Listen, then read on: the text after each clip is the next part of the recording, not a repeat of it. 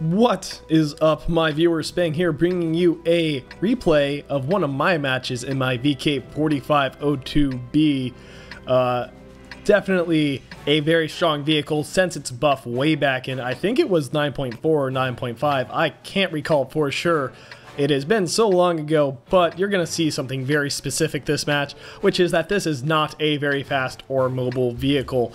And it is a standard battle on fjords. Both of the teams have only a handful, not even, of tier 9s, 3 per team. The enemy team certainly a lot more mobile with their vehicles, as opposed to my team, which we have myself, a T30, and a 7/1, a Centurion, which the enemy team has as well. From there, it goes into a lot of tier 7s and a lot of tier 8s. So a lot of fodder for me, a lot of things that will, have difficulty getting through my armor and pretty much do nothing but ricochet a lot. I'm saying I'm just going because I have the armor and of course I'm referring to the Southern Peninsula.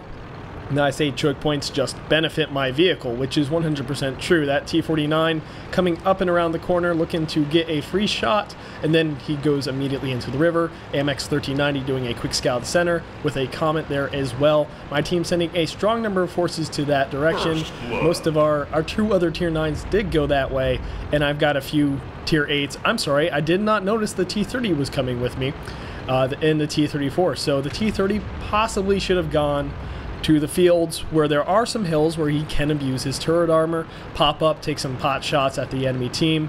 Certainly would have been useful. Now, if you see here, I went around to the slower pass, so I would not have been spotted by that T49, as well as I avoid getting shot in the side. Now, no one else on my team who didn't do that was shot in the side, but it is also highly likely they were spotted by that T49, so the enemy team knew they were coming.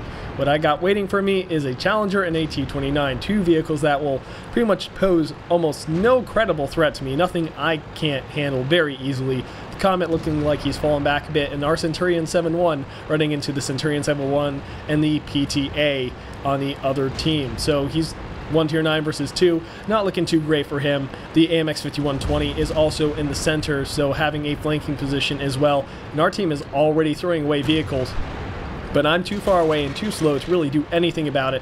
All I can do is dominate my flank, which is what I'm moving up and intending to do wholeheartedly. Got a KV-4 waiting for me here. Certainly another well-armored vehicle and going to pose a little bit of a threat to me, but right now, not really concerned with anything. Shoot for that little top turret, which is actually somewhat well-armored, but not well-armored enough. He shoots me in the track because he has no hope of penetrating me really anywhere else, and he knows it. I mean, granted, he does have a chance, don't get me wrong, but he'd just rather try and get me stuck and be a nuisance. Doesn't really last for long, however, with the high penetration guns of the T30 and T34. The T29 quickly falls soon after, and these guys just keep pushing forward into the town. What I'm afraid of are some tanks and artillery, as well as just being exposed there in general, and I recognize I'm going to have to fall back to base because our team is just falling to pieces.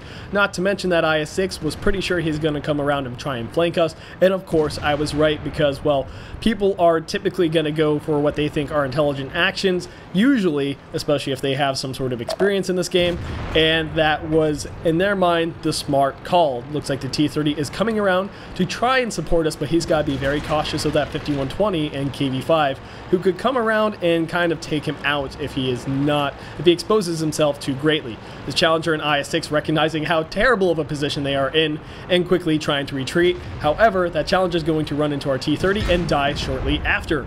Right there he goes. And the IS-6 trying to penetrate me, but with his low penetration gun, he knows he is going to have a very difficult time. Instead, decides to aim for the WZ-111, a slightly softer target, and I'm just going to continue to put the hurt on. Leopard PTA has gone to our base. I take notice, but recognize I cannot turn my side or back to this IS-6 until he is taken care of. This Leopard PTA now trying to capture our base as our T-34 and RU-251 capture as well. AMX 5120 in the center. Leopard PTA trying to engage me slightly, and at the moment the only enemy vehicle on our capture circle according to the capture timer. Our guys have 2, and it's looking pretty good. Yog Panther is probably going to fall back here. Nope, there he is, right in the center. T49, however, falling back in an effort to reset, and the Yog Panther taking the low road to get a different angle on doing so. the Leopard PTA moving away in an effort to get in a better defensive position to engage me, as he knows just sitting out in the open on our capture circle was a bad call. One, he's not going to outcap our guys, even if with the resets, not very likely. Centurion 7-1 has fallen back at this point, so I know where he's at, where that scout's at, where that TD's at, and I know the only vehicles I'm likely to engage here are the Leopard PTA if he has not run for the hills, and the AMX 5120 if he's decided to come around, but instead he goes for our WZ 111. The KV5 still last spotted up in those center fields, not sure where exactly he's at this point. It's been a while since I've watched this replay. But 5120 looking like he might try and come up back around my backside here. Hard to say. He's chilling in the town a little bit, and the Leopard PTA has definitely booked it. He has gone in super hiding and wanted to regroup with his teammates, I can only assume, in an effort to have a viable chance of fighting a full health VK4502B. I mean, it's really not going to happen on his own. KV5 very hurt and a very easy kill, especially with that turret nice and exposed there. I'm going to shoot him instead in the underplate because it was an easier moving target as opposed to that. KV5 with his low penetration and his snapshot certainly wasn't going to get through my armor. And right here, I'm pushing into the fields, but will quickly realize shortly, because I do remember this part, that I really don't want to be in a big open field as a slow turning, hard to maneuver heavy tank with great frontal armor but really paper on the sides. So kind of trying to look to engage the 5120 or anything honestly that might be heading this way, but will instead turn back very shortly when I'm not running into anything. Oh, and I remember this now. I really was not sure what was going on here, but the 5120 saying wow as their Leopard PTA getting a shot on me from behind. He ran all the way around, and I know my only hope is to continue forward and get on the side of this hill and turn my tank around there, abuse the rock. But if you missed it in the kill screen, the T49 for whatever reason, and I think the 5120 says this, the T49 had shot him with really no good reason to do so, and I only assume the Jagdpanther is on our base right now if the Leopard PTA is doing what I think he's doing, which in the match I later decide he's probably going to go down into the water and try and come up behind me, be a little bit sneaky about it, and I think the Jagdpanther is what is currently on our base trying to capture. But as I was saying earlier, the AMX 120, very different vehicles, and the fact that one is tier 8, one is tier 9. But the 5120 was shot by his T49 ally, and then he returned the favor by killing his T49 ally, so, you know, he didn't die. I think that's what I recall happening. I wasn't paying attention to the chat too much when that happened, but we can actually quite easily see if the T49 has any team damage in those post-game stats when all is said and done. However, right now, I am going back to base, not really concerned about the Leopard PTA at this point. If he's coming up behind me, I'm going to be long gone and ready to turn around once I take care of this base capture, which I needed to make a beeline for in order to actually have any hope of winning. But as you can tell, this vehicle is certainly not any degree of fast, about as mobile as a mouse, maybe a little bit more so. But the Jagdpanther, a one-shot, and he's going to be a very easy kill. In fact, he pretty much has no chance against me. Very nice and steady shot, hiding my underplate even because of that hill. And I will get kill number 4, the ultra kill, and some nice reset points. The Leopard trying to come up behind me and will pretty much fail to do so. He's going to try and get on my side and try and outmaneuver me, but I've just got so many hit points. I'm going to give him a nice friendly bump and a nice friendly shot in the side right there.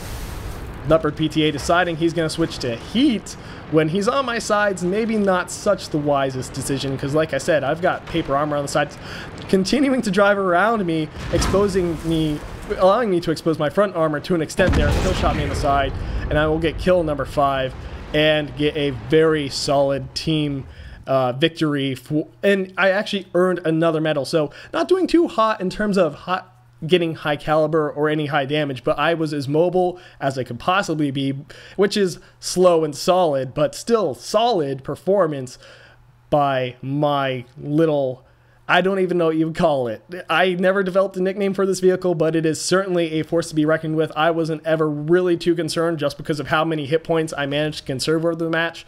I knew I would be able to handle the Leopard PTA. Even with his superior rate of fire and mobility, it was never a question in my mind. But let's go to the post-game rack and stack and see how everyone else compared. And looking at these post-game stats, we see fire for effect, of course, fighter, and which is basically what you get when you don't get Top Gun, usually, and Kolobanov's medal. So right there, getting awarded to a player, and that's how I say that. I've heard it said different ways, but I say Kolobanov's awarded to a player who stands alone against 5 or more enemy tanks or self-propelled guns and wins. This means that you can capture the enemy base yourself when you are against 5 enemies, and you will receive this achievement. And then it explains where the medal comes from. Got Defender because they lowered it to 70 points apparently instead of the 80, or maybe they raised it to 80. I can't recall how that whole switch happened. Mastery Badge 2nd class, however. And we're gonna go see how everyone else did when it comes to damage. So that 5120 Starscream, part of Reddit 5, Reddit V, definitely did a good job for his team. We got the Centurion doing well as well. In fact, more damage than me. The Leopard doing about equivalent damage to me. And then everyone else kind of falling off rather quickly. My team a bit more spread out. The ISU, the T-30, the WZ kind of doing well for themselves, and then it just peters out until you get the T-37, which, who can blame that guy? I wonder if he actually did get a little bit of assistant damage, so good for him. Their artillery did nothing, their KV-4 did nothing, so that's actually kind of sad. But overall, now let's see that T-49. Did he get damage to allies? I don't see... Yeah, no, actually he didn't. So damage caused to allies. I could have sworn there was some sort of message in there, like maybe the 5120 messaged me afterwards saying that he was shot by his T-49. Hold on, there's 2 T-49s. Oh, here's the one. I didn't even notice. So there it is. Yeah, knocked off over 1,000 damage from that 5120, possibly, quite probably causing them the game there. So that T-49, which forced that, you know, that 5120 to kill him. And I don't blame that 5120 at all. Starscream was fully within his rights to kill Camo Guy there for that 1,000 hit point damage with high explosive that he knocked him with. I mean, just wow. I guess he thought the match was won. He thought it was in the bag, and he's like, I'm gonna goof off and shoot my ally because that's gonna be funny, and ended up losing the match because of it. And you know what? I have zero sympathy for him. I feel bad for Starscream, but Camo Guy, no, he deserves that loss because he was just a straight up dumbass about it. Still, 10 shots fired, 9 direct hits, 9 penetrations, and we know what the damage is. We do have over pretty much exactly 1,800 damage blocked by armor, estimated, of course, by average damage.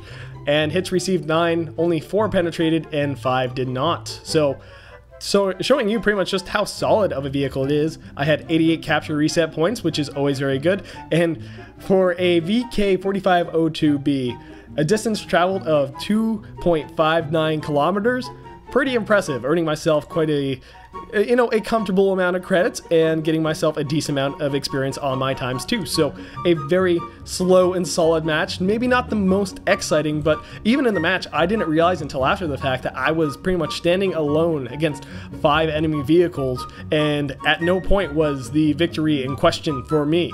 I was pretty confident that I was going to be able to handle them just because of how spread out they were, and I was pretty hopeful I'd be able to take them pretty much all on one at a time, which I was.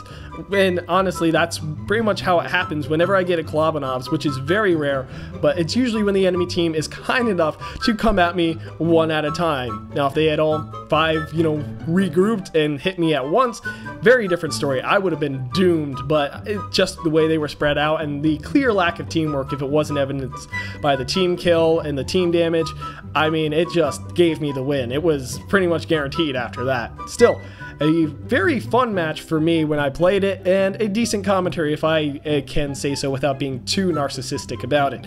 But anyway, that's pretty much going to do it for this match. If you want to send me a replay that you think I should do a commentary on, there are instructions in the description below. Also, if you want more ways to follow my channel and keep up with updates, also possibly support my channel, help me, get out some more videos by being able to commit more time and resources to it. Also ways to do that in the description as well. But anyway, this has been Spang, and clearly I am just oh so professional. Until next time, my viewers. MLG Carnival!